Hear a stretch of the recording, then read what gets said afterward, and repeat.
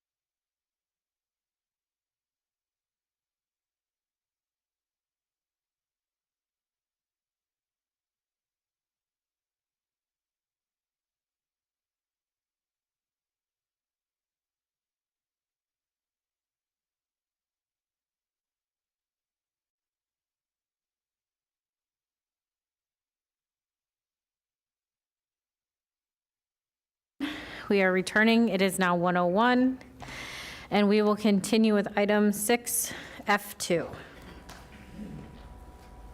We have barely quorum. We barely have a quorum, yes. Commissioner Flores. Please continue, staff. Thank you, Mayor. So we've completed the presentation, and if there are any questions, we're prepared to address any questions that the commission may have. Commissioner Flores, you're recognized. So, my questions were regarding the approval process, and I have a couple of questions. So first of all, when people apply, will there be a screening of some sort to see if they're in, there's realistic expectation that they're going to be able to buy? They're not just applying and holding a slot? Yes, sir. Typically, there's the initial screening process where we ensure that, one, they meet the income eligibility requirements of the program as part of that process. So what, besides the income eligibility, what other requirements are we posing? That you're ready to buy, that? We'll have some general questions, but that's the primary one, because then the next step is... How long are we holding the money for then? So one more time, I'm sorry. How long are we going to hold the 50,000, up to 50,000 for? We set the maximum term. In other words, I'm trying to figure out whether these are eligible buyers that have a mortgage pre-approval in place. We had the recommendation for both the using the lottery system for everyone, where anyone who is wanting to purchase a home won't be able to come in.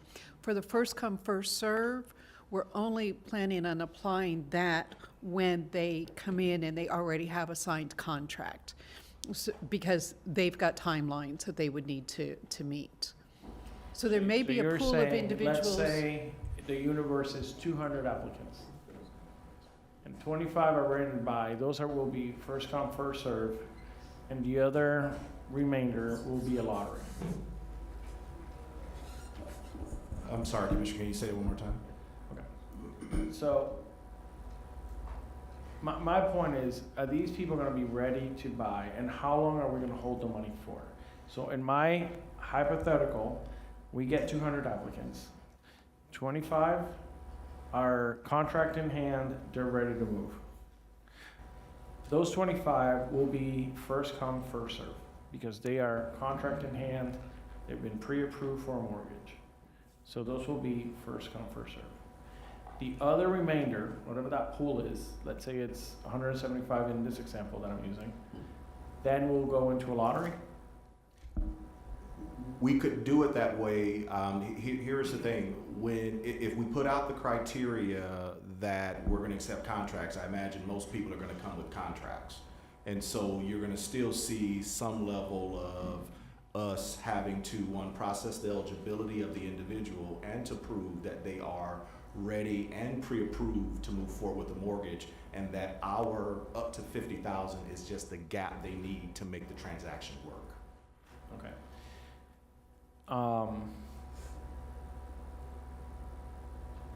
I like the lottery system. If they're ready to buy and they're ready to go, then I'm okay with first come, first serve. If not, the remainder should be a lottery. Because if they're not ready to buy and they're gonna sit on potentially 50,000, because I'm assuming that's what we're gonna reserve because they submit an application, it should be lottery based. If they're not ready to, if they don't have a contract in hand, it should be lottery based. If they do have a contract in hand and they're ready to proceed, then those should get priority because they're ready to move forward. That money should be expended and they should have home ownership realistically within 60, 90 days, right? Theoretically, yes, sir. That's the contract period, typically. Yes, sir. And how long are we gonna hold that spot or that reserve in place? Yes, sir. Additionally, as the policies call for the prospective buyer to utilize our assistance within 6 months of us reserving that funding for that buyer. We could allow for the policies, proposed policies, up to 2 90-day extensions if they have issues closing, but 6 months is the short answer. That's how long we'll hold the funds. Yes. And then at that point, will there be a second round for whatever funds don't get utilized? There could either be a second round. My initial thought was almost like we do with the workforce housing program, is we keep it open year round. So that way you're not ready now, but you may be ready in a few months. Should we wait or should we allow them to come in and submit because they're ready? I meant more like a second round of lottery of the people that did not get approved, because We can look at a second round of the lottery, or after we do the first round of the lottery, we can take a look at them in order of how they submitted, and then we can just go with those numbers. So the lottery may pull out numbers 5, 30, 40, whatever. Then we can take them in order of submission. It's really up to the board from that perspective. We can do a second round of the lottery, or we can take them in order of submission. I keep saying I'm a big fan of the lottery. That way, you give people ample time to get their ducks in a row. And we just decide what the time limit is. Do we hold it open for 10 days and then we do a lottery? Whatever that time frame is. But I agree with you as well as, you know, if they are contract in hand and they're ready to move forward, yeah, let's put that money to good use. Absolutely. So I'm a fan of the program. I want to see it be successful. I just want it to be, one of the things that I hear about a lot of our programs is that, oh, by the time I went in 40 minutes later, it was all booked. So there was no chance for a working, I mean, we got to realize this, that there are people that work, and if you open a window at a specific time, you may have a nurse or someone that's at work and is not able to do this. So we should open it up for the entire community, not just the people that are free at that time and place. So thank you for bringing this back, and I appreciate it. And Commissioner, based on the input we received from the board in the past, we have for all of those very high volume where those applications come in and they've spent all of the money within the first hour, we've already converted those to the lottery system. So we definitely took the board's direction on that and are moving forward with those already. And as Tammy stated, we spoke to HUD, we spoke to the state, and they have no issue with the lottery. We're clear that we like the lottery. Yes, ma'am. Commissioner Weiss, you're recognized. Thank you very much. Actually, just two questions for you. And I brought, during the break, I let you know what the first question is. And this has to do with, this is potentially a forgivable loan, so it is actually a grant. And then is there a responsibility to 1099 these individuals at year 15? Yes, sir, Commissioner, Mayor, if you don't mind, respond. We spoke to the clerk's office, and they did confirm that at the end of the affordability period, if we are going to satisfy that loan, they do send 1099s. Okay, good. All right. And then, and this just came up while I was listening to Commissioner Flores' dialogue with you. If somebody is ready to go and they have all their approvals, they would, why would they be coming to this program if they're already approved? Because they've got their loan docs and everything are based on the fact that they're able to close at that point.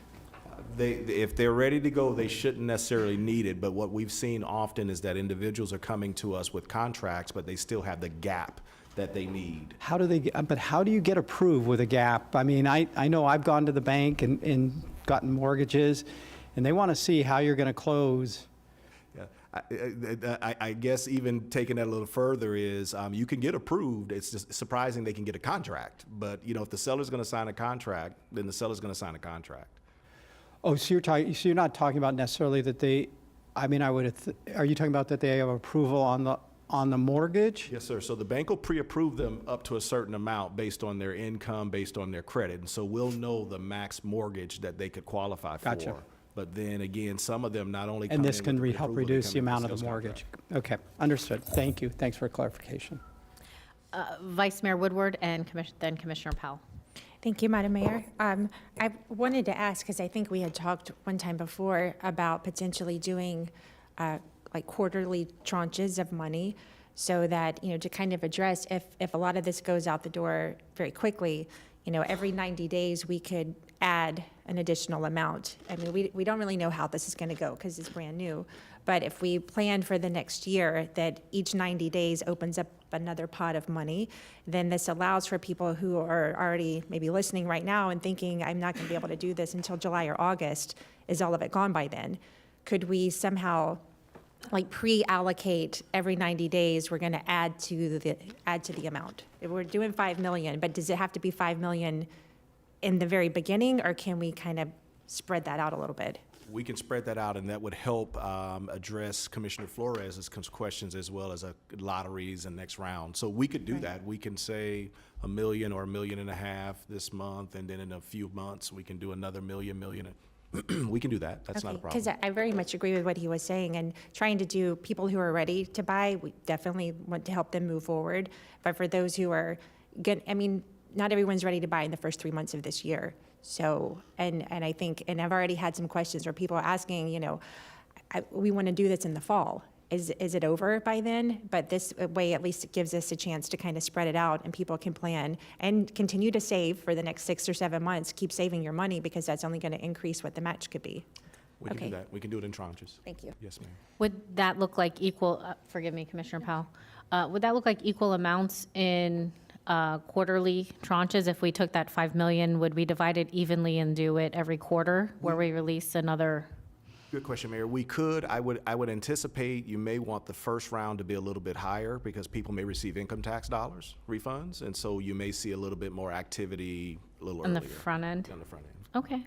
But we can look equal, maybe a little bit No, more. that makes sense. It's a valid point. So however you guys deem that to be probably the most useful, the most amount of people get access to Commissioner Flores' point if people are working. And Commissioner Powell, you're recognized. Thank you, Madam Mayor. And this goes back to my original question and kind of delves into what Commissioner Flores was asking in terms of process. And really for anybody who's interested in the program, the challenge is purchasing a home. Sometimes when I explain it to people, I make it seem like it's this wonderful process that's easy. But people need to have 18 months worth of bank statements. check stubs from their jobs, any other sources of income. If somebody has given them $100, they need to prove to the mortgage lender where that $100 came from, or get a note from the person who gave it to them, all kinds of stuff that goes into. So delving into that, someone has an approval letter, but they didn't secure the funds yet, but they do have an approval letter, and they're shopping around for a home. And the approval letter, let's just say somebody's approved for $400,000, right? And they find a home that is listed for $425,000. Now, if they've got a realtor, they're going to try to negotiate. Where does that person fit into the process? Are they eligible to say they have a contract in hand? Because they technically don't, but they're looking at a house that they're interested in. They would have a gap, but they do have a letter, approval letter from a bank or from a lender, but they don't actually. So are they out of the process because the house that they're looking at doesn't fall into that realm? Or are they still negotiating between their realtor and the realtor of the seller? Just in terms of process for people who are really looking at trying to purchase a home, especially people who are purchasing a home for the first time, because I've had people tell me the way I explained it to them and the way they had to try to go through the process were completely different. Like, they asked for everything from me. What are you talking about? So if they want to apply for this program and they want to be eligible for funds, and we're also talking about a dollar for dollar match, process-wise, what is the best way that an individual or couple can make themselves available or eligible to successfully receive funds that we've allocated for this particular program?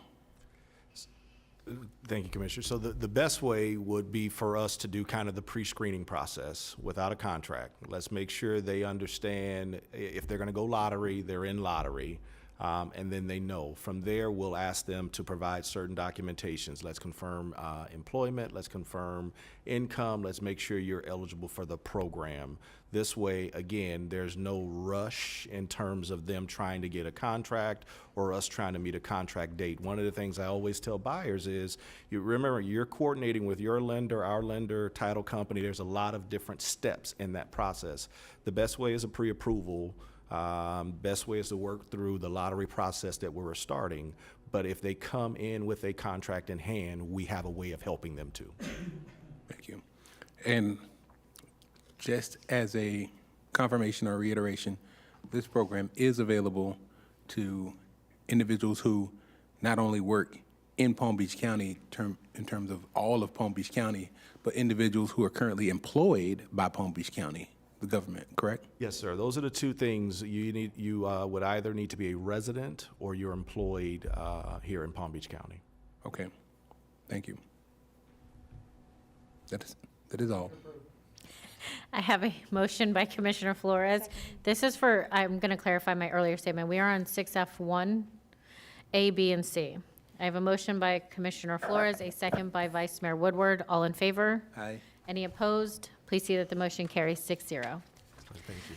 Now, we are moving on to 6F2. We do have a card. The name is?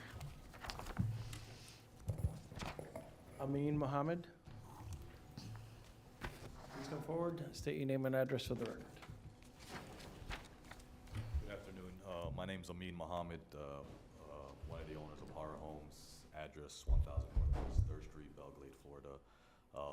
First of all, I want to thank you guys, county commissioners, Mayor Sarah Baxter, county staff, for taking the time to review this project. This project means a lot to me, more than just a developer or builder, because I am a resident in Belglade, born, raised, currently live there, invested there. So it's an honor for me to be part of a project like this, to bring workforce, affordable housing, especially in a time like this, to the citizens of Belglade.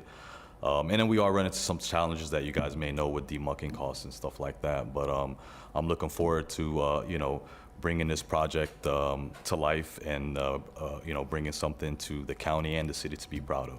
And thank you guys for this opportunity. On behalf of the residents of Belglade, thank you. Thank you. I have a motion to approve 6F2 A, B, and C by Commissioner Flores, a second by Vice Mayor Woodward. All in favor? Any opposed? Please see that that motion carries 6-0. Moving on to 6F3, A, B, C, and D. Does anyone need a presentation? I'll entertain a motion to approve. I have a motion by Vice Mayor Woodward, a second by Commissioner Flores. All in favor? Any opposed? Please see that the motion carries 6-0. Moving on to 6F4, A and B. Our card had to leave. One left. And who do we have to speak, Commissioner Flores? Do we want to do the presentation first, or let? Does anyone need a presentation on 6F4? Okay, then it's Daniel Marakowitz.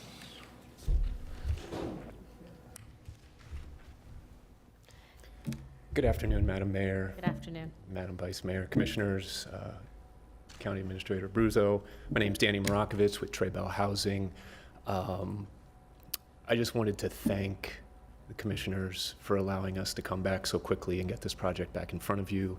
I wanted to thank staff for working tirelessly over the holidays to make this happen today.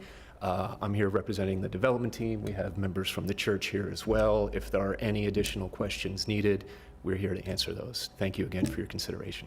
Thank you so much. Commissioner Flores? Just to clarify, they are committing 100%, 101 units to the workforce housing. No, I'm sorry. Affordable housing, correct. And that has now been changed, and staff is recommending approval. Yes, sir. Make a motion to approve. I have a motion by Commissioner Flores, a second by Commissioner Weiss. All in favor? Any opposed? Please see that the motion carries 6-0. Thank you all. Thank you. Moving on to item 6G1. We have one card. Commissioner Flores? Oh, does anyone need a presentation? Oh, yes, we are going to do a presentation for the legislative agenda. You want to do comments first or after? We'll take the comments first. I have Eric Menzel. Please come forward. You have 3 minutes.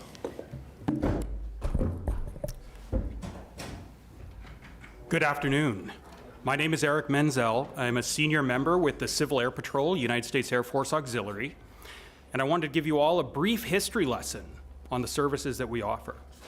In February 1941, 3 former World War I pilots who were deemed unfit for service used their private planes right here in West Palm Beach to survey the coast and identified U-boats from Germany right here off of West Palm Beach. They promptly wrote a memorandum and sent it straight to Washington. The reaction from Washington was immediate. General LaGuardia formed the Civil Air Patrol by December 1941 and designated 3 task force. This is Task Force 3, based right in Palm Beach. It was one of the very first organizations of the Civil Air Patrol. Now, as the war effort in World War II went on, they started arming the Civil Air Patrol with 100-pound bombs. Needless to say, the members of Palm Beach County were not too impressed with that flying over their houses. I would think not. So, Not my house. the farmers in Lantana donated their farmland for the construction of the Lantana Airport to this county. It was backed by federal funding signed by a memorandum by General LaGuardia, and that is how we have Lantana Airport. So our squadron, the Lantana Squadron, has been operating there since the beginnings of Civil Air Patrol and World War II. Now, fast forward a few years, and I want to tell you a little bit about the services that we do. We now have evolved into the world's largest small engine aircraft force. We have over 500 planes located across the country. We also have 60,000 active members that are all volunteer staff working on emergency services, aerospace education, and cadet programs. Based right here in Lantana, Task Force 3 has an amazing group of individuals here to support emergency services, and whatever it is that you need, we're here to help you. This is, Commissioner Powell, probably one of the best kept secrets in Palm Beach. So we can do search and rescue and aid in those operations. We can do TFRs. You're familiar, I believe that's on the agenda here. We actually are the individuals that distribute those TFRs to the actual airports, saving the taxpayers thousands and thousands of dollars. So with that said, the purpose of me being here today is to bring your awareness to Civil Air Patrol and the Air Force Auxiliary and let you know that we want to strengthen the bond with this commission to expand the scope of those emergency services. That includes rescue missions, search and rescue. We even do counter-drug interdiction. We can do ISR. So thank you very much, and I look forward to working with you. Thank you so much. If I may. Of course. Sir, you brought this up as part of the legislative, the federal legislative agenda. Is there a tie-in to the federal legislative agenda? I failed to. Maybe I missed it. Yes, absolutely. As you're going to Washington and you're working to secure those tax dollars, I noticed that the Civil Air Patrol is not on any of the items that you have listed here. So we want to ensure that you're aware that we exist and have that tied into your approach in Washington as you're lobbying for dollars. We are the low-cost alternative to those search and rescue operations. We're the available source for you as well to do a lot of this work right here in Palm Beach. But it's not tied into the proposed agenda. Thank you so much. You're very welcome. Commissioner Sachs, you're recognized. Yes, thank you very much, Madam Mayor. So you are a search and rescue operation, and you are based here in Lantana Airport.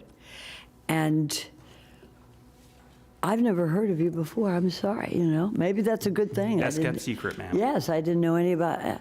But so to tie in with what we're doing at this next issue with our federal lobbying group and in Washington, what can we do? Are you part of the Army Corps of Engineers, or what? Where do you fit in with a funding request? So we are the official United States Air Force Auxiliary. And so with those funding requests, we work with federal partners, state partners, as well as county partners. And you can get those funds allocated to support the missions that we can do for you. So for instance, we work with FEMA. So no, let me just say something. Have you spoken to our lobbying team here to include your funding request in our request to the federal government? No, ma'am. In 40 years, this is the first time we've actually approached the commission since you've allocated our space. Very good. So why don't we talk, why don't at some point, let's put the two of y'all together and let's see if we can't, talk to Mr. Nagel, because this is good. I didn't know anything about you. And this is really important that we know and that we are able to use your services. And thank you for your service, sir. Thank you, ma'am. Thank you, sir. One more question, Madam Mayor. Commissioner Weiss, you're recognized, and Commissioner Powell. Yeah, thank you. I just wanted to say thank you. And I was aware of the Civil Air Patrol. I am a pilot, but I appreciate the work that you all do and services. And I was just going to suggest same thing. Talk to staff and see if there's something that makes sense as be part of our agenda. If there's funding, if there's a certain funding source or grant program that can be taken advantage of, I know our staff would be happy to work with you all. Thank you very much, Commissioner. And just so you know, we're always open to new volunteers, and we love pilots. I volunteer. I volunteer, Commissioner Weiss. No, you volunteer. No, I volunteer, Commissioner Weiss. You and your horse go out there. Commissioner Powell, you're recognized. Thank you for your service. The question I have is similar to what my colleagues did, but in terms of funding and a request, what's your budget? Are we talking nationally or at the state level? At the state level, or you talked about 3 areas here in Palm Beach County, and our particular area specifically. What would a budget like that look like? And if we were to do a request, if you would work with our team and our lobbyists for requests, what would that look like? What amount of So- funding? Yes, sir. The budget nationally is about $250 million from the United States Air Force. However, it's also broken up amongst the individual agencies. For instance, FEMA is one of the largest backers of that. So we're used for all of the disaster assessment and reconnaissance for FEMA in the event of a hurricane.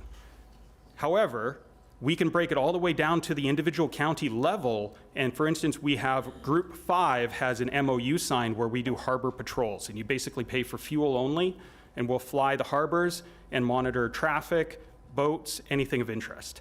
And that's at an individual county level. That could be done as inexpensively as you need it to be. Thank you so much for your service, and thank you for being here today. Thank you. With that, we do need a motion to adopt item 6G1. Usually I'd take the motion in a second, and then we will let them present, but I have a motion by Commissioner Powell, a second by Commissioner Flores, and if staff, you would please proceed.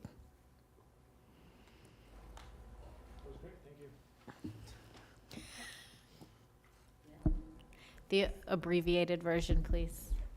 Good morning, Mayor, or good afternoon, Mayor Baxter, Vice Mayor Woodward, and Commissioners.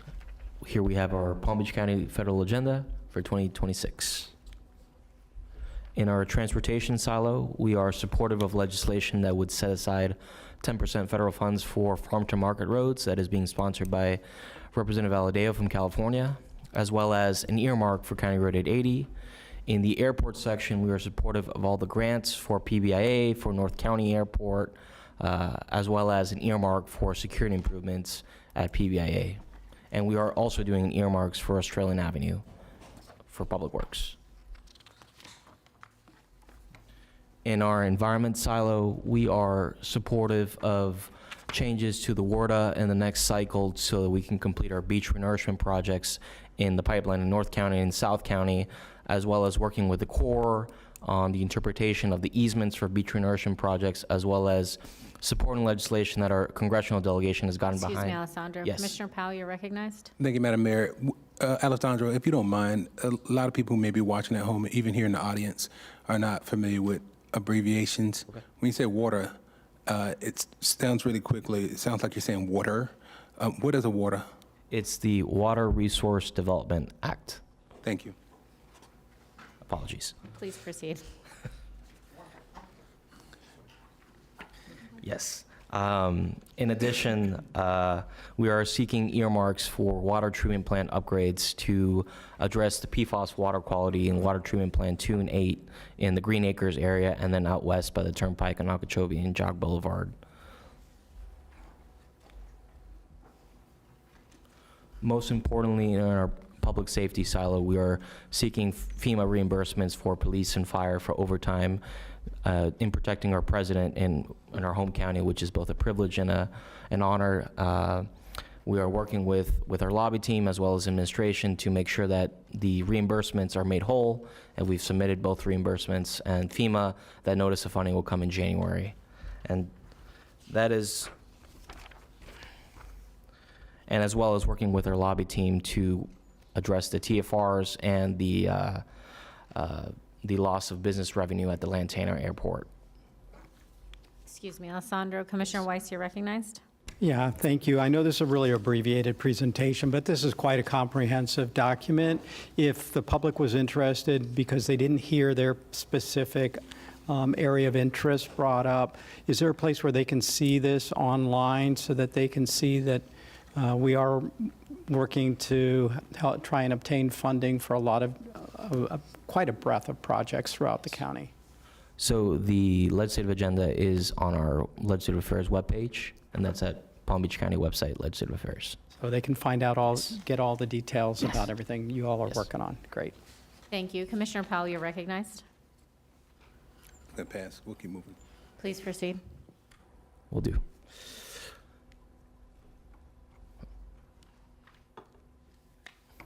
In our economic development section, we have a supportive of opportunity zones, making sure that they align with our local needs, working with our cities, and then making sure that the governor, when he makes these recommendations in the fall and the summer, that we have more than 11 opportunity zones that were selected in the last cycle.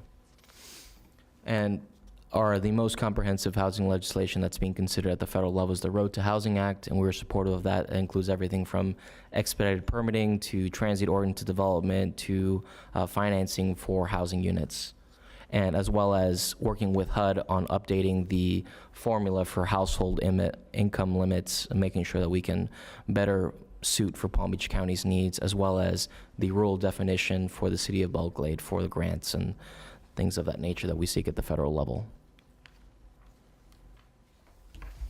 In the healthcare space, we are supportive of the grant programs for fair housing, for the sober homes, for opioid use, for HIV funding, for our veterans, for the Farm Bill, which was reauthorized in the continuing resolution during the shutdown last fall, as well as for SNAP. Making sure we get that from the 70-30 to a 50-50 balance in the Farm Bill.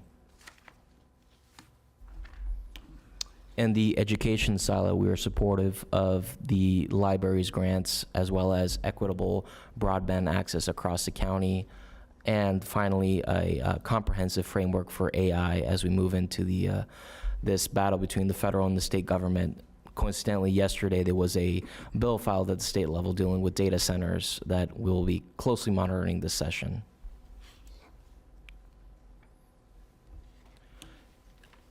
In the last fiscal year, we are still awaiting the THUD part of the appropriations. Well, that is the Transportation, Housing, Urban, and Development agencies that need to be funded for these 4 projects. That is Peanut Island, North County Airport, Palm Beach Lakes Boulevard Bridge, and Burt Aronson South County projects. The House and the Senate just released 3 bills that will be considered at the end of January when the continuing resolution expires. The THUD, or the Transportation, Housing, Urban, and Development, has not been included in that, so it'll be included at a later date. But though we are still awaiting that tranche of funding to get those grant dollars back to the county. Excuse me, Alessandro. Yes. Commissioner Sachs, you're recognized. No, thank you very much. And I had a great meeting with them all yesterday, so I'm very much aware of these issues. But on our website, will there be people that you will be meeting with, Congress people, department heads in Washington, or we will be meeting with, specifically on these issues? And you don't need to tell us now, because I know the mayor wants abbreviated, and I do too. But at least on the, we talk about veterans. We're going to be not hitting on, but we'll be certainly putting pressure on Congressman Mast when it comes to the number of veterans that we have who are homeless here. So that will be included in your website. Is that correct? Okay, Yes. Very good. Thank you. Thank you. Thank I you, don't want to hit on Commissioner. anybody. Please proceed, Alessandro. Will do. And just to further answer your question very briefly, we'll be meeting with our congressional delegation when we go up to DC in late February for the NACO conference.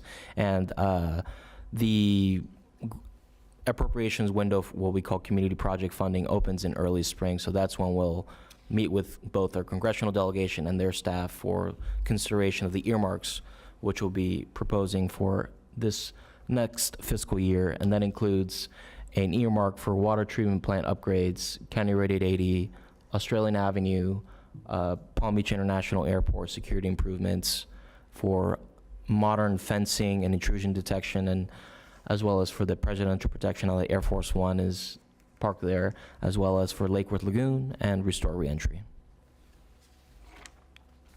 And that is our federal agenda. Thank you. Any questions? We do have a motion and a second. All in favor? Any opposed? Please see that that motion carries 6-0. Thank you. Moving on to district appointments. Do any commissioners have any appointments? I do, Madam Mayor. Commissioner Sachs, you're recognized. Thank you so much. I'd like to appoint Mayor Tom Carney to the Tourist Development Board. Okay. Any other appointments? Okay, seeing none, do we have administrator comments? I do have under administrator comments, motion to receive and file.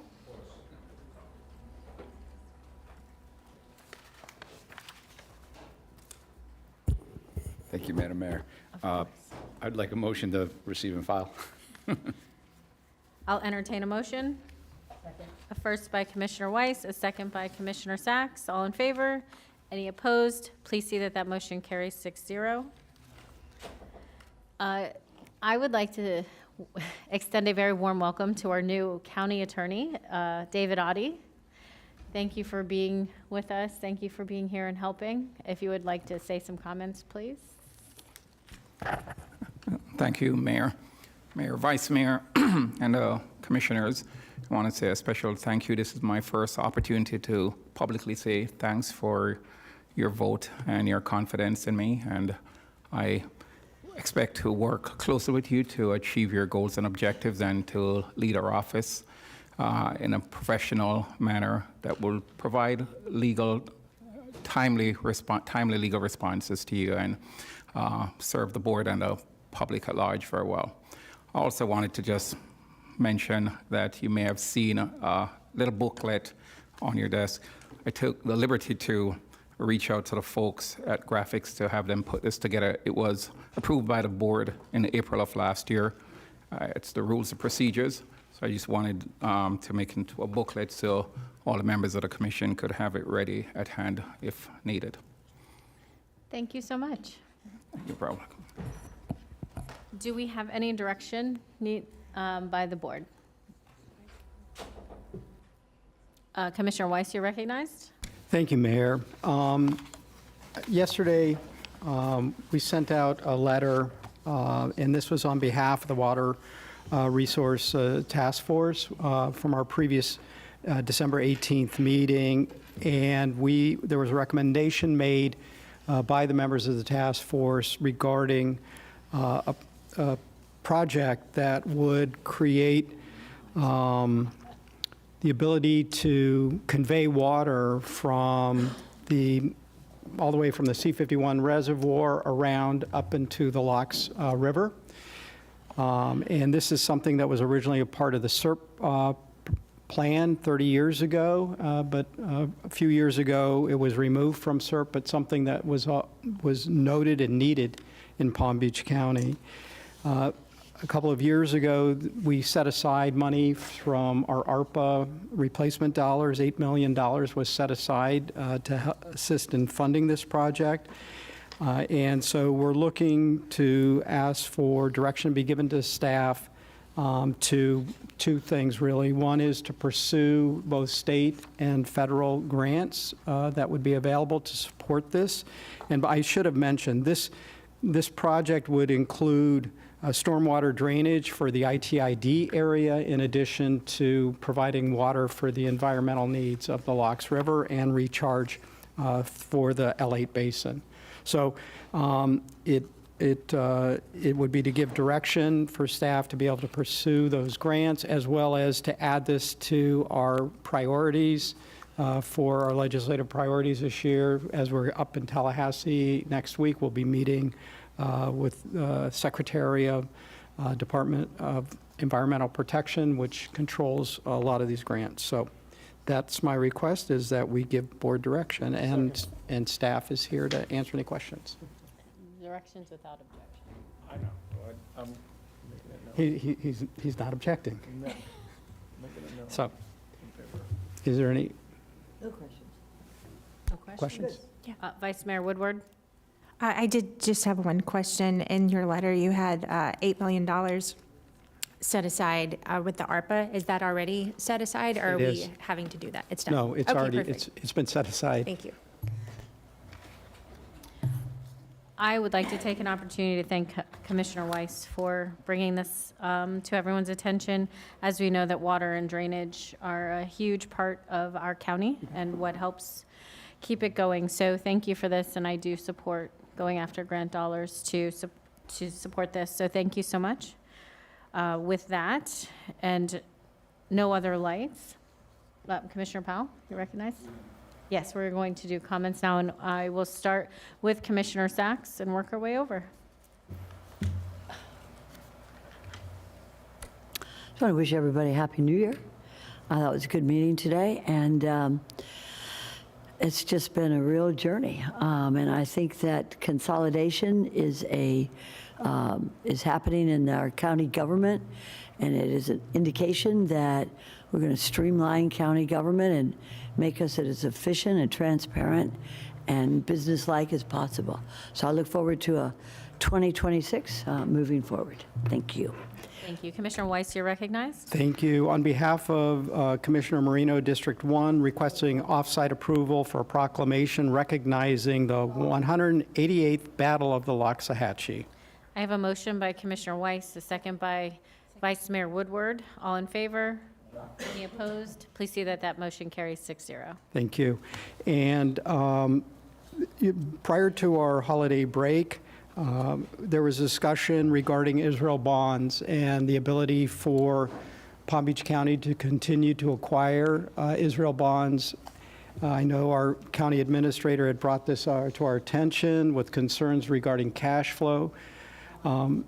After that meeting, with discussions with Administrator Abruzzo, the folks from Israel Bonds, Administrator Abruzzo and I had these discussions. We were able to obtain some favorable terms for the county.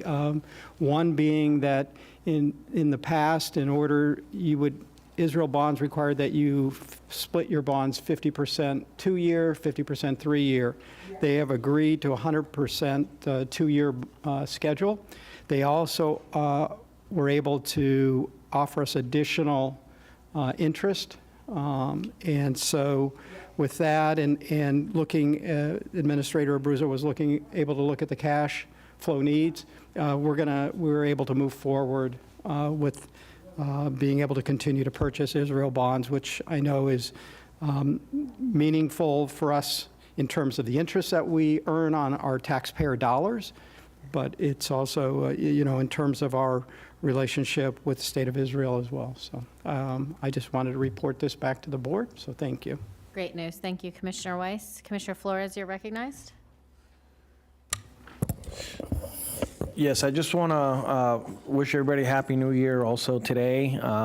We celebrate 3 Wise Men's Day. So it's a cultural celebration basically focused on family, faith, and gift giving for especially the children. So I know there's a lot of families out there celebrating it. I know me, my family, my children, it's something that we have, a tradition that we have kept, and I'm extremely proud to be able to continue that. Lastly, I would like to request an off-site proclamation declaring January 31st, 2026 as Susan G. Komen More Than Pink Walk Day. I have a motion by Commissioner Flores and a second by Vice Mayor Woodward. All in favor? Any opposed? Please see that that motion carries 5-0. And I want to remind everybody that next week at the workshop, I'm looking at Todd. No, they're not bringing the Palm Tran? Next week's Palm Beach County Days. Okay, the following week, whenever we have the next workshop, Palm Tran will be, the bus will be downstairs for us to do a photo op. Thank you. Thank you. Commissioner Powell, you're recognized. Thank you, Madam Mayor. And like Commissioner Sacks said, it is a new year, and I want to remind people we've got a new beginning. People say a new year, new me. But this new year, remember, is such a wonderful opportunity. I think 2025 was a year of a lot of change here in Palm Beach County. And remembering it's up to us in terms of what we make of our day. My daughter, we watch movies for movie night. She watched Encanto like 87 times.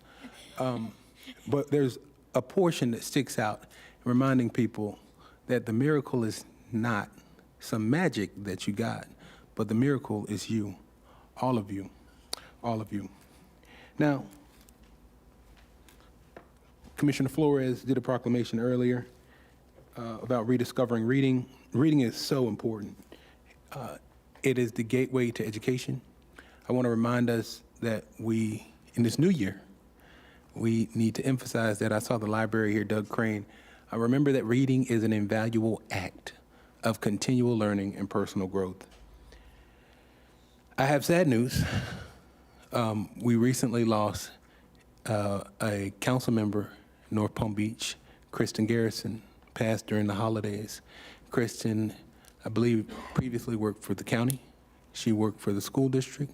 She is a urban planner, or a planner, was a planner, AICP certified. And I did want to recognize her commitment to service. I said that a life of service is a life that counts. As the state senator for District 24 and District 30, North Palm Beach was a part of my district. And I had the opportunity to work with her and all the members of North Palm Beach, but I did want to take a moment to make sure that we dutifully recognize that we did lose one of our colleagues in the elected office. So a moment of silence for Kristen Garrison. And I know my aunt's watching. As we announce important days, I want to wish Arcus McCrae, my mother's sister, a very, very happy birthday. So happy birthday, Aunt Nita. I know you're watching, and wish you the best year. Make the rest of the year the best of your year. With that being said, thank you for the opportunity. Don't forget a few things. Don't forget the Battle of the Bands, the National Battle of the Bands. We did a proclamation earlier. That will take place on Saturday, January 17th, 2026, in Boca Raton at Florida Atlantic University. And don't forget the Martin Luther King Coordinating Committee's events that are taking place. And if you have children between the ages of kindergarten through 12th grade, please do not hesitate.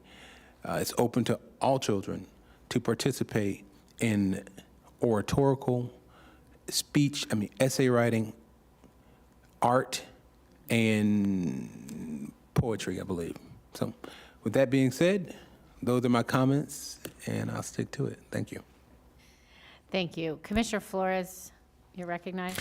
Yeah, sorry, I forgot to mention, this Saturday, starting around 11 a.m., we, District 3, we host Fiesta de Pueblo with the American Hispanic Chamber of Commerce. There's music, food, culture, and gift giving for the children. The Three Wise Men show up and give out gifts. And the county, the Cultural Council, and a number of different organizations throughout the county are partners. So you guys are all welcome. We'd love to see you there. I'll be there and enjoying some good food. Thank you. Thank you. Vice Mayor Woodward, you're recognized. Thank you, Madam Mayor. And it's good to go after Commissioner Powell. You covered most of what I had to say, so thank you very much for that. And condolences to the Garrison family and to North Palm Beach and anyone that knew her, and for all of her years of service. We are going to be going to Tallahassee next week for Palm Beach County Days, so I'm sure we'll see a number of all of the community groups that will be going there. Look forward to that. This Friday is actually the Boca Raton Resort's 100-year celebration, so some more of the booming 1920s in South County. It seems to be when almost everything got built in the 25 and 26. So with that, that'll be the end of my comments, and just Happy New Year to everyone. I will wrap it up by saying Happy New Year to everyone, and I appreciate all of my fellow commissioners, Vice Mayor Woodward, for making this a great meeting. We are going to adjourn and reconvene at 2 p.m. for matters by the public. Thank you, everyone.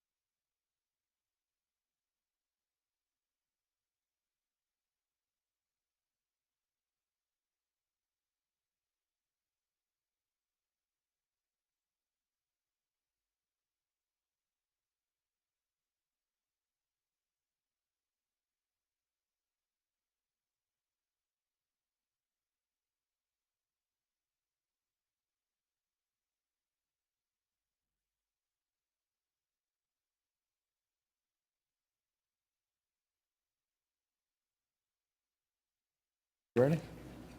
Yeah, please call the first few names, Commissioner. All right, we got Eric Menzel. So, by the way, we have 2 podiums, so you can come to each one of them. When one's done, the other one can begin. I have Eric Menzel, David London, perhaps, Cindy Falco DiCorrado, and Jane Justice. Good afternoon. I am back. Eric Menzel, Civil Air Patrol. This is actually a matter of county business that I wanted to raise, in particular, related to our operation in the Lantana Airport. As you know from my brief history lesson, we've operated in Lantana since 1941. And in 1983, Owen Gassaway, whom this commission honored for operating Lantana and being a foundational member of Palm Beach County, worked to have us relocated into the old firehouse building, and this commission built the new firehouse station. And we've operated there for the last 40 years, since 1983. Currently, the Airport Authority has it in their minutes that they are looking to demolish that building that this commission has put on continued resolution to be the Civil Air Patrols since that time period. So I wanted to raise this matter to your attention and see if we can't work together to ensure that our operations are well secured into the future in supporting Palm Beach County and the residents of Florida and the state. Thank you. Thank you so much.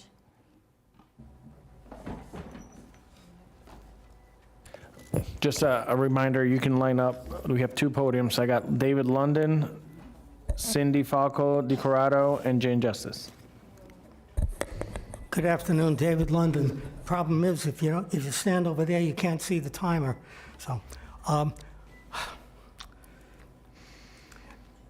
I would like to suggest you have a captioning system. I suggest that also for the Palm-Tran board meeting. It would help when some of you don't speak into the mic or there's a problem with that. Next Monday is the 12th of January. It's a day called the James Bedford Day. Now, James Bedford was the first person who, when he was dying back in 1967, he chose in advance to have his body frozen in the hope he can be brought back in the future. He was a vocational psychologist, written a text as early as 1932, and that did happen not under the best of circumstances. There have been about 500 plus people since then. Now, it just so happens in Boynton Beach for the past, I forget, 15, 20 years, there's a facility manned by paramedics, because that's the first thing. Paramedics have to employ some of the techniques early on before they go to some more advanced techniques to try to ideally put someone in a frozen state as best as they can. So I propose that, I put that on Donald Trump's, on the Truth Social website, because when all else fails, but they're not smart enough to want to do that. The Secret Service or whatever, but it's on his website. Now, on another issue, since I've sent letters to you, emails about involuntary smoking, and I have a big problem with that. Medical problem, a psychological problem, a physiological problem, because I've been injured a lot of different ways, so you can't tell. So, so where am I going? Okay, I got a bunch of stuff to talk about. On another, anyway, because the problem is the programs that the VA has, that you have, are so poorly inadequate because there are many techniques that have been developed but are not part of the traditional therapy that anyone employed by you or a drug treatment house or knows enough about, but I've collected that stuff for many, many years. Back in July 31st, 1937, Miamian demonstrates motor engine driven by air pressure that he claims will make use of fuel entirely unnecessary. The Miami Herald. A lot of technology, other than using oil or even electric cars, to do things totally different. All right, Cindy Falco DiCorrado, Jane Justice, Faye Bernstein. Good afternoon. I am here to speak in opposition to the Project Tango, the proposed mega AI data center planned for approximately 202 acres in Loxahatchee. This project raises serious and legitimate concerns for our community, concerns about water, energy, cost to residents, environmental strain, and lack of public benefit. First, water and energy use. Mega AI data centers require enormous continuous electricity and massive water consumption for cooling. Comparable facilities in other states are projected to use tens of millions of gallons of water per day and more electricity than major cities. South Florida is already facing aquifer stress, rising utility demand, and long-term water sustainability challenges. Approving a project of this scale puts residents at risk. And I believe you all swore an oath to protect and help and uphold the Constitution and the residents. So second, costs to existing residents. To support a facility like this, utilities must expand infrastructure, substations, transmission lines, water delivery, and treatment systems. Historically, those costs are passed directly to consumers, meaning higher electric bills, higher water bills, and higher taxes for families who receive no benefit from the project. These facilities are often granted tax abatements and reduced utility rates, while the community absorbs the environmental and infrastructure burden. That is not fair or balanced trade for Palm Beach County residents. The majority of jobs are temporary construction jobs, which often create short-term housing shortages, traffic congestion, and strain our services. One-built these facilities employ very few permanent workers. Why? Because they're AI. This is not meaningful economic development for our community. Loxahatchee and surrounding areas are valued for their rural character, agricultural land, and environmentally sensitivity. A 3.7 million square foot industrial AI facility is fundamentally incompatible with that vision. In closing, this is a pro-community, pro-stewardship, pro-responsibility position. What we're asking is to pause this project, which I know you're having another meeting, require full transparency on water and energy usage, consider long-term impacts. It's the long-term impacts on our residents. You're taking agricultural land and you're making it into an electronic system. And respect the will of the community. Palm Beach County should not bear the costs while private interests take the gains. We ask you to reject Project Tango. Development should serve the people who live there, not burden them. And I'm going to leave you with this scripture: the prudent see danger and take refuge. Proverbs 22:3. Jane Justice, Faye Bernstein, and Chris Nard. Hey, thank you, Cindy. I don't have any notes. I'll have to apologize, but I'll muddle through this. I'm here against Project Tango, and for every good reason. There isn't a good reason to do it. What is artificial intelligence anyway? What the hell would you turn a county upside down for, cost so much money, use all our vital resources, electricity and water, and cost the people who are already out of their minds trying to keep up around here? Why would you do something like that? For artificial intelligence? How about a little wisdom from God? This project is absolutely insane. And I tell you, I appreciate Cindy saying you need to respect the will of the people. How do you even know what the will of the people is? The people don't even know this is happening. In fact, some people they say, well, you tell them about AI. What is AI? They don't even know what AI is. And what this is a diversion, it's a distraction, and it's a way to surveil people, and it's going to be used against every one of us. You know, the Lord is coming. I'm gonna tell you that. It'd be a shame if I didn't tell you. The Lord is coming. And we're gonna lose our freedom in this country. You read Revelation chapter 13.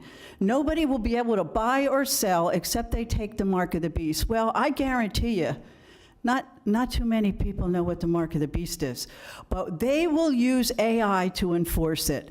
So if you're doing something like this in a country that was paid for freedom, freedom and liberty was paid for with the blood of so many people, and you march on spending our money like it's monopoly money. I know you heard me say that before, but isn't that the truth? $700 million invested in foreign bonds, $322 million in excess for mostly in salaries. Here in Palm Beach County, $322 million was doged here. It's not really funny. I don't know why the people that were voted in office would laugh about this or smirk about this. It's not at all funny when people can't afford to live here anymore. You need to care about what the people think, and you need to let the people know what's going on for a project like this, you know? This is a serious project, and nobody here really knows. You're going to take somebody else's word. You go behind closed doors. You make deals behind closed doors, and the people don't know what's going on. And what you're doing is destroying the country. There's nothing left here. Like Cindy said about Waxahachie and the agriculture lands, this is part of the beauty here. When I drive downtown here and we see all these murals and everything. How about the birds and the bees? How about the trees? Are you a little bit concerned about that? And yet, who took the buses away for the poor people in Peoke? You took the buses away and you want to spend money like this? Thank you, ma'am. We have Thank you very much. Commissioner Bernstein. Flores, real quick. I'm going to address some of the comments that have been said. First of all, for the project that we're talking about, they are already approved for a data center. What they are asking for is more of an approval. Secondly, I am having a town hall on January 28th, which is a Wednesday evening at 6 p.m. at 151 Civic Center Way in Royal Palm Beach, Florida. And I plan to have all the experts there to speak to every concern that residents have and to hear them out and to hear what they want to proceed forward, especially the ones who live closest to this project. Also, where this project is being produced in alignment with or the comments about agricultural land, you will not find a bigger advocate for the agricultural industry than myself, but the land that is being proposed on will never be able to be farmed or in agriculture. So I do appreciate that, and I want to keep as much land in agriculture as possible, but I want to make sure that we're getting the correct information out there to our residents, and I do hope that as many people that are able can attend that town hall. So please proceed. Well, I'm commenting on the same thing. Okay, Project Tango. I'm actually really upset about it. I found out after the last meeting, and nobody seemed to know about it. To me, it's an absolutely horrible project. Ma'am, please forgive me. What's your name? Faye Bernstein, sorry. Thank you, Faye. So to me, it's a horrible project for all the reasons, the water usage, everything. But there's another thing that I'm a structural engineer, and I just got a notice from the American Society of Civil Engineers late December, and I left a partial copy of the article.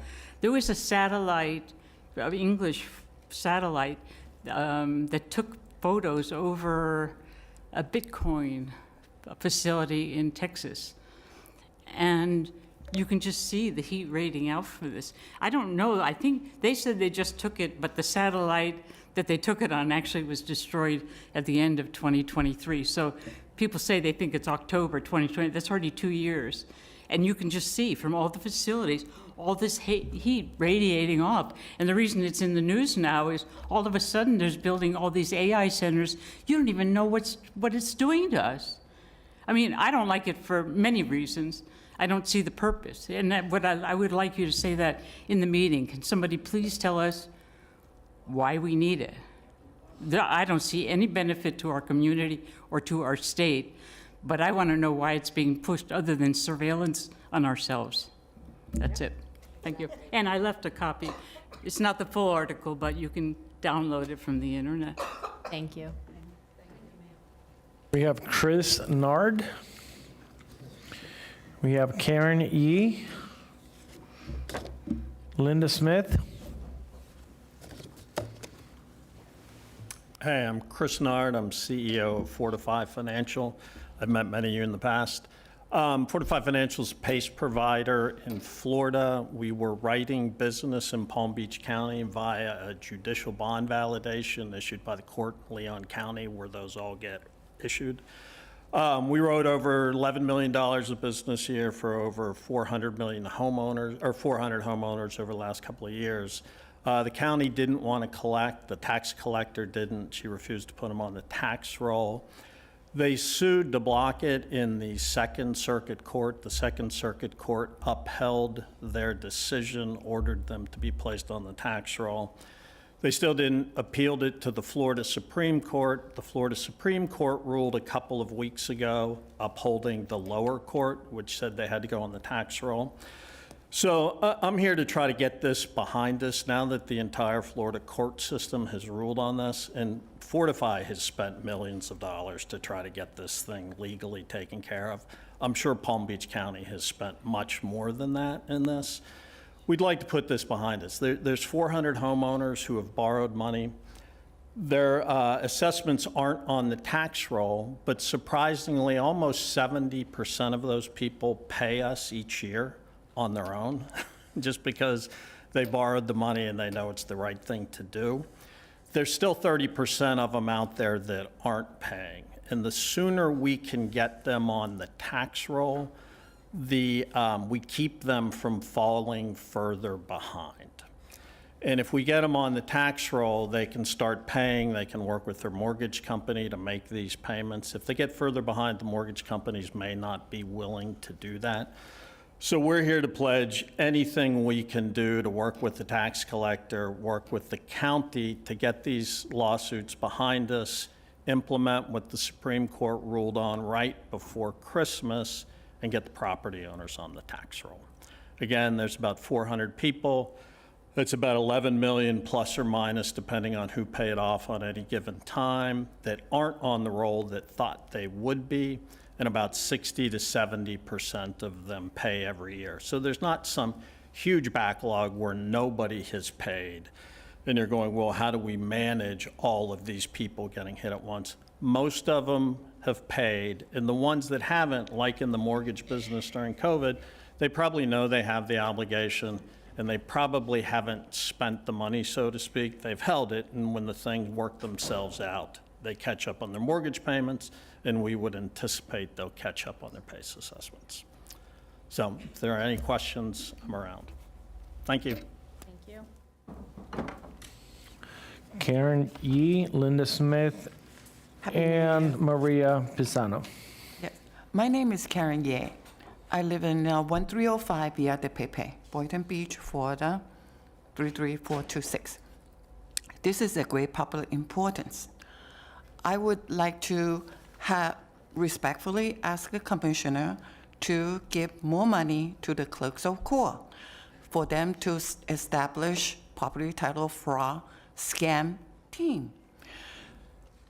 Collect property title fraud, combat the property title fraud scam, provide funding to the clerk of the court, allow the collected recording fee, more collection on the recording fee, for the purpose of investigation and prevention property title fraud scams, and able to refer the cases to law enforcement immediately.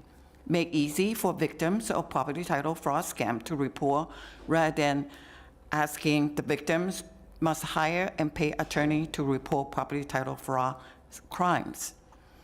Stop illegal judgments signed by the judges. The judges need to sign court order based on Florida rules of civil procedure and also Florida laws, not just making up their own laws or predatory attorney filed cases without really having a legal jurisdiction for the judge to able to sign judgments. And I would like to volunteer for property title fraud prevention team because I don't really need the money, but I'm very knowledgeable. I'm an accountant. I was a fraud auditor in Wall Street, and I'm a licensed real estate broker. I'm a Florida licensed community association manager, and also let's see, what else do I have? Oh, Florida professional licensed teacher for math, science, and ESOL endorsement. So I would greatly appreciate that I can help with this compact team. Thank you for your attention to this matter, And collection the fee would help with prevention this kind of fraud scam. Thank you. I have 38 seconds left. Any questions? No? Thank you. Thank you. Linda Smith, Jupiter, Florida. I'm asking Craig to pass out some copies. I'm with the Sierra Club, but this time I'm passing out some information from the 1,000 Friends of Florida, Palm Beach County 2070. Florida 2070 focuses on how we could unfortunately develop, and you as county commissioners have the power to create a better outcome. Our agricultural lands, which was just discussed, is most at risk. We need to build better communities and protect vital conservation, agricultural, and other working lands, like Florida Forever and Florida Greenway lists. Yes, natural areas are working for all of us. And what are we doing spending money at Times Square to promote more people to come into the county? Also in this is Water for 2070, which indicates water consumption. If we don't change, more compact development will lessen the demand for water automatically. If we add common sense conservation measures, we can reduce water consumption even more. Landscaping is the easy, low-hanging fruit for this, native, drought-tolerant landscapes. Did you know there's also a Florida Water Star certification program for properties, both commercial and residential? Water Star homes could save 6,000 gallons of water a year. When developers come to you asking for favors, require the property to be Water Star certified and attach a substantial performance bond to that project. The favors of the past have come with too few benefits to the county. The county is still on a water restriction. I don't know how many people know you're not allowed to water every day. We are on water restrictions. We have never had them taken down, and we're going into the dry season. I don't think the average person knows this. Please use your bully pulpit, residents get your monthly newsletters, and provide sustainable education to the constituents. Representative Weinberger's current newsletter had 2 articles that were of interest to me personally, one on proper lithium battery disposal and the other on recycling. The county residents need more reminders about proper recycling. Is the pizza box in? Is the pizza box out? We don't know. We get confused. You are the Solid Waste Authority Governing Board as well. Representative Weinberger is not. So I'm asking you to put forth more effort, to educate all the constituents. I apologize. I don't know where it just disappeared. I don't know how to get it back. I still pull bottles and cans out of the courtyard downstairs and on this floor's trash can. And there's a recycle bin right next to it. And does the 12th floor Thank you, Linda. have a recycle bin? Happy New Year. All right, we got Maria Pisano, David Wood, Drew Martin, Allison Rumperson, and Sam Cintron. Okay, thank you. Maria Pisano from Jupiter, Florida. I'm going to speak about composting. Composting is the process of recycling kitchen scraps and other organic materials into nutrient-rich soil that can be used as fertilizer and to improve soil health. Composting uses nitrogen-rich fruits, vegetables, scraps, coffee grounds, etc., and brown or carbon-containing materials like leaves, twigs, wood chips, cardboard, etc., to form the earthy material that nourishes the floor. I mention the components of compost because they tell us that our county is rich in these foundational resources. We have many food establishments and we pick up yard waste and recycling. Composting is a way to reduce waste, fight climate change, decrease water pollution by eliminating the use of chemical fertilizers, enriching our soils, building community, for example, when practicing community gardens, generating better and more nutritious food for our population, reducing the need for water, reducing soil erosion, and even creating jobs. With all of these benefits, why would Palm Beach County prohibit composting except by single-family individuals? The reason I have found is that Palm Beach County, through the Solid Waste Authority, chooses to monopolize the materials that can be used in composting to burn in our 2 incinerators. It seems to me that a more logical policy would be to encourage composting and avoid building a new incinerator that would add $1.5 billion to taxpayers in Palm Beach County. In its place, we could have all the environmental benefits of composting, create jobs and businesses, and improve the public's health. Thank you for listening and considering that these are better alternative solutions to building an incinerator. Thank you. Thank you. David Wood, Drew Martin, Allison Rumpersad, and Samson Trone. Hello, my name's David Wood. I live in Lake Worth Beach at 321 Fordham Drive.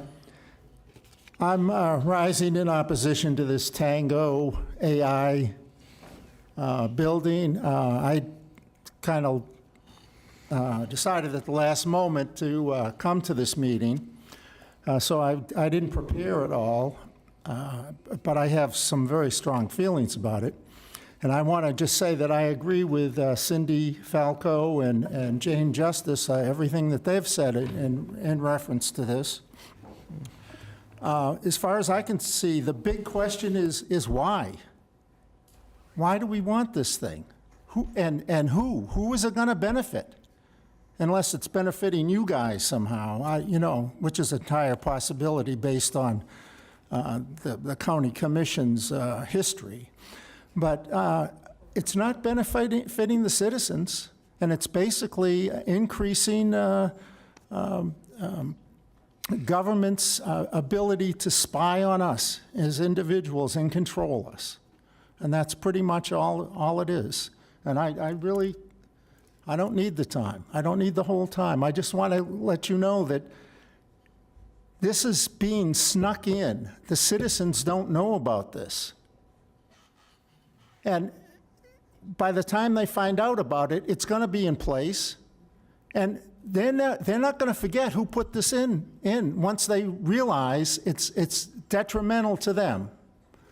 So that's all I have to say. Thank you. Drew? Drew Martin, here on behalf of the Loxahatchee Sierra Club. I do want to say first, the Sierra Club opposes the Project Tango, and I listened to the comments from Commissioner Baxter. I appreciate there's going to be a public meeting, but I think it's really important to understand the majority of the public doesn't understand the purpose of AI, and I don't think it's something we need here in Palm Beach County. The companies haven't done a good job of utilizing energy and water, and it would really be detrimental to the overall environment here in Palm Beach County. Now, that land where they want to put it, we opposed the data center from the very beginning. We said that was not a good place for a data center. It's next to the FPL plant, but other than that, there's no reason to put it there. That land was originally a cypress kind of area, cypress swamp. It was drained because of rock mining, and it could be restored to the benefit of the county. Now, I also want to say I'm very concerned as a taxpayer about this idea of removing property taxes. And I don't know if it has any legs or not, or if it's a possibility of happening, but I think it's about the worst idea I've ever heard. A lot of people come to Florida because they don't want income taxes, and that as a result, property taxes funds all your municipal services.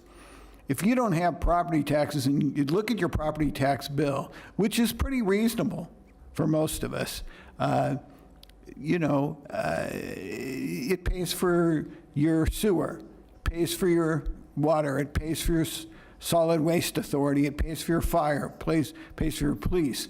And my great-grandfather was a fire chief. And back in those days, if you had a fire, they came to your house and said, you pay us or we don't put out the fire. And the thing about property taxes now is the fire department gets paid and they put out the fire. You don't have to negotiate with them while your house burns down. But if you do away with property taxes and they don't get paid, guess what? They're not going to put out the fire at your house. So would you rather have your house burned down or would you rather pay property taxes? I'd rather pay property taxes. Well, the property tax is not a flat tax. I'm sorry, ma'am, that's not correct. The property tax is a progressive tax that depends on the value of your property. But it's still the only way to fund municipal government. If you're talking about sales taxes, it's going to be very complicated and difficult. Are you going to put it all in a gas tax? Are you going to put it all in a tax on large items, and how are you going to make sure that you collect enough money? Property taxes are pretty predictable. So I just want to finish with hoping that Palm Beach County is going to oppose any attempt to do away with property taxes. Thank you. Thank you. Please proceed. Good afternoon. My name is Allison Rampersad, and I'm here to voice my opposition to Project Tango. I love how Ms. Baxter says we will take information from the experts. Why do you never consider that we, the people who pay your salaries, just might be expert in some of the things that you all are thinking about doing? We're not stupid.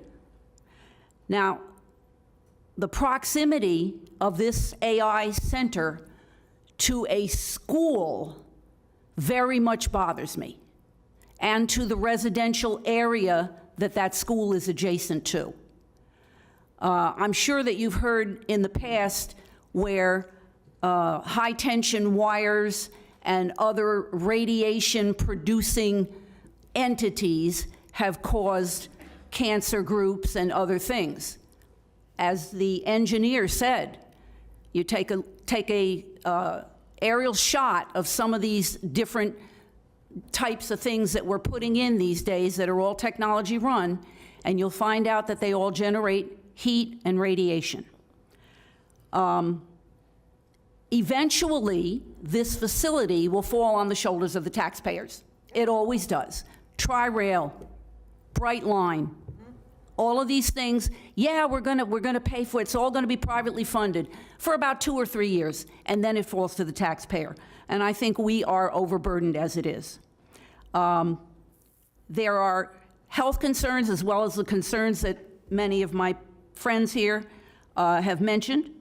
And in the end, we are destroying not only our people, but our beautiful state. We're destroying our culture, we're destroying our agriculture, and we're destroying our way of life. So I say, no, let's not do it. Thank you. Samuel Centron.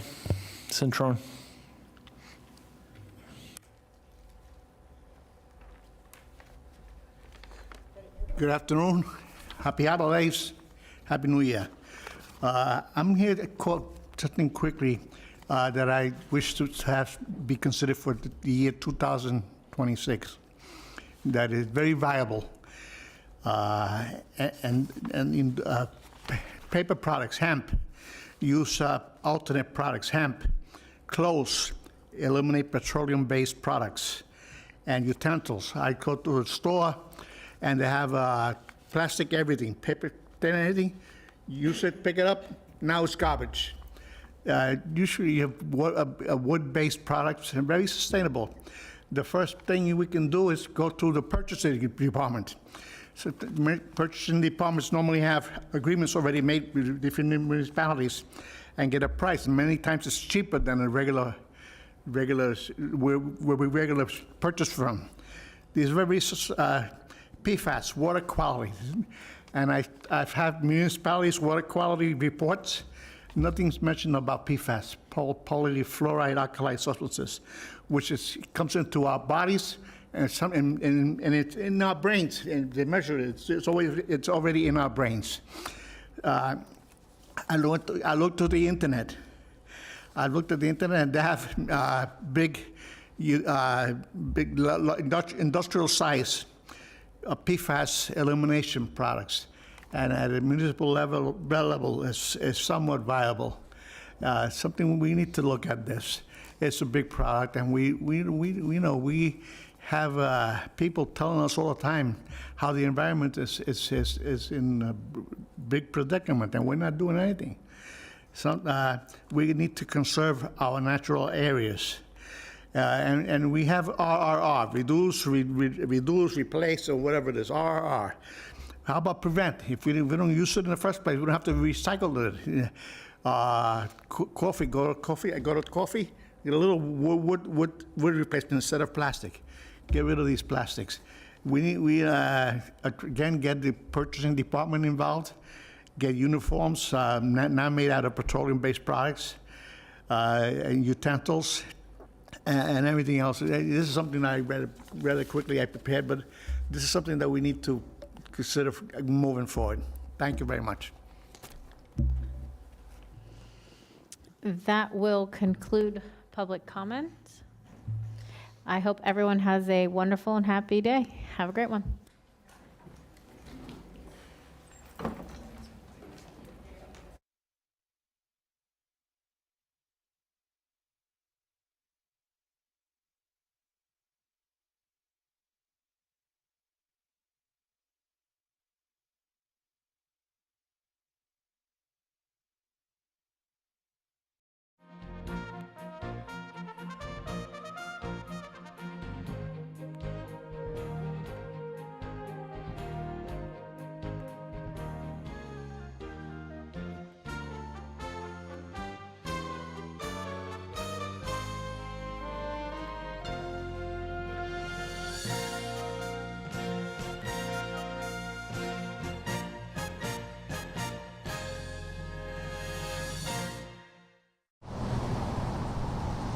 It's all of our responsibility to keep the place we live in clean and beautiful. We can all help 1 mile at a time with the Adopt a Road program. Your community group or business picks up to 3 areas you are interested in adopting. We will provide your group with training, safety equipment, and trash bags. It's as simple as picking up litter at least 4 times per year for a 2-year period. As a thank you, you will be recognized with a sign letting everyone know your group is doing their part to keep Palm Beach County beautiful. Please note we will not list logos, phone numbers, or web addresses on the sign. For-profit groups will be charged a $200 fee to help offset the cost of the program, while nonprofit groups will have this fee waived. For more information, contact the Palm Beach County Traffic Division using the information on your screen or call 561-684-4030.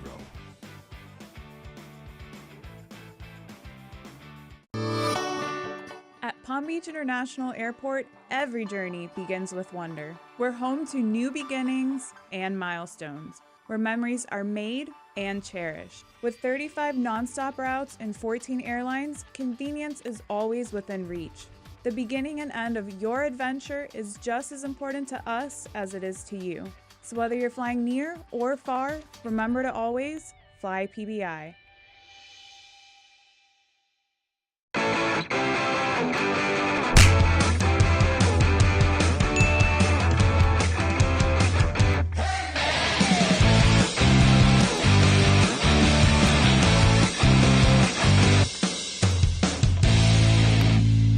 Here, there, everywhere.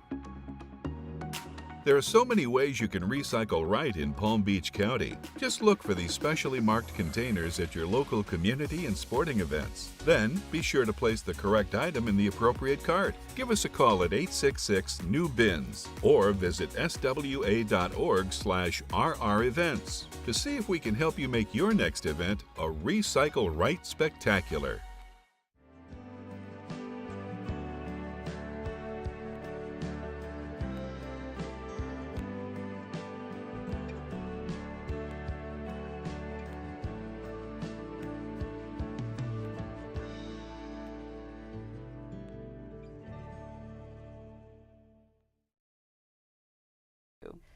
Well, thanks, Claudette, for joining us. It was great having you, and we'll look forward to following those tips and tricks. And it's good to be here. And remember, we have a website with lots of tips and information that consumers can access as well.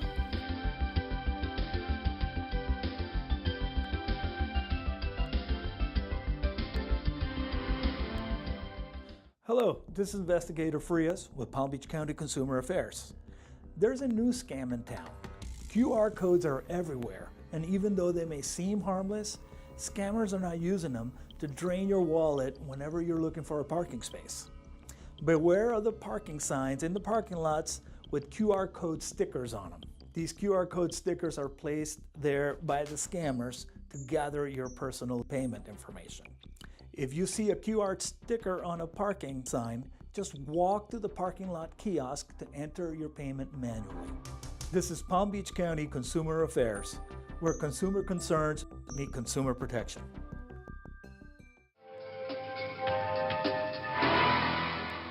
Hello, my name is Investigator on Palm Beach County Consumer Affairs. Have you ever received a text message with a link on it from someone who you do not know? Whether the text message was from the U.S. Postal Service or Amazon or Best Buy. 9 times out of 10 is most likely the scammer, and do not click on that text message link. What you want to do is, you want to call Amazon directly, U.S. Postal Service directly, or Best Buy directly to see if you have a potential issue with your account. Again, please do not click on that link, because if you do so, the scammer is going to request that you put your personal information in the link, and they're going to have your information. Again, this is Investigator Young, Palm Beach County Consumer Affairs, where consumer concerns